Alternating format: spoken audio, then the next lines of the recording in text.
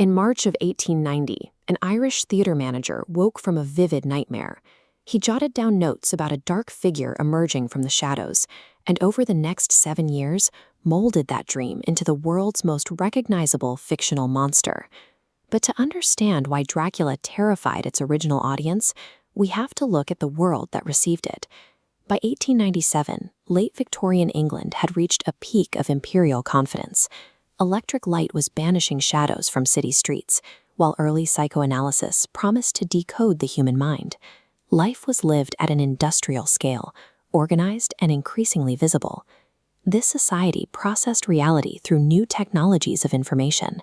They managed the world via telegraphs, recorded it on phonographs, and filed using mass-produced typewriters. For this generation, the supernatural felt like a relic of a primitive past, fully cataloged and dismissed. A standard ghost story risked being dismissed as mere superstition by a public that demanded empirical proof. For a story to actually unsettle them, it had to speak their language, the language of records, logs, and verifiable data. Bram Stoker understood the horror of vulnerability from a young age. An undiagnosed illness kept him bedridden until he was 7, leaving him physically helpless and dependent during his most formative years. Critics have long seen the echoes of that isolation in the characters he would later create. As an adult, Stoker was a master of organization, running London's Lyceum Theatre with meticulous administrative skill. But in the hours before dawn, he conducted voracious research into Transylvanian geography, vampire folklore, and the historical figure of Vlad the Impaler. He wasn't interested in a mindless beast. Stoker engineered a creature of ancient intelligence and absolute self-interest, a monster capable of projecting its will against the fragile social fabric of modern England. This created a narrative challenge: how to convince a society that worshipped the physical laws of nature to take a folkloric demon seriously. Stoker realized that an omniscient narrator could be questioned or doubted. To infect the minds of a modern audience, he chose to weaponize the very bureaucratic documents they used to manage their daily lives. The novel is built from fractured records, diaries, telegrams, and shipping logs. Because Dracula never narrates, we only encounter him through his pursuers. This forces the reader to assemble the truth from scattered evidence, insisting on the rationality of witnesses describing scientifically incredible events. This 1886 map shows a British Empire governing 1/4 of the globe.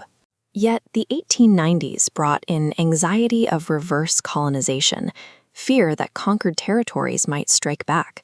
Dracula embodies this, traveling from the eastern periphery to propagate his kind within the metropolitan heart. The resulting horror taps into the prospect of the civilized world being contaminated from its own marginal territories, suggesting that the modern world is more porous than its leaders believed. Society was also grappling with the rise of the new woman, educated, active, and increasingly visible, walking unchaperoned through city streets.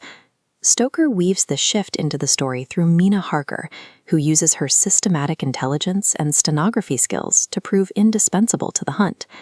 By contrast, the more conventionally flirtatious Lucy Westenra is punished by the narrative, falling victim to the Count's attack before being destroyed by the men.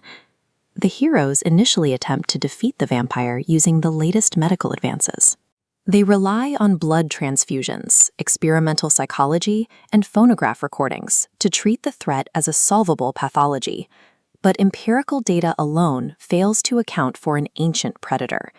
The group must eventually follow Professor Van Helsing, a scientist who bridges the gap between modern research and the reality of the supernatural. Stoker's narrative suggests that modern technology is insufficient against true darkness without the support of ancient belief systems and traditional rituals. The heroes finally destroy the Count by combining their modern logistical infrastructure with Van Helsing's theological expertise, driving the monster back to Transylvania for a final reckoning. When Stoker died in 1912, the novel was only a modest success. Without the intervention of his wife, Florence, the story might have faded from the public eye. In 1925, Florence Stoker won a landmark copyright lawsuit against the creators of the unauthorized film Nosferatu. She successfully argued that the movie had stolen the unique architectural elements of her husband's work. This legal victory did more than protect her finances. It ensured that Stoker's specific rules, the Count's aristocratic lineage, his lack of a reflection, and the fatal power of sunlight, became the definitive template for every vampire story that followed. Dracula endures because it reminds us that regardless of how much we rely on science and organization, there are primal fears that no empire or technology can fully manage. Even in a brightly lit world, we are still haunted by the things we cannot explain.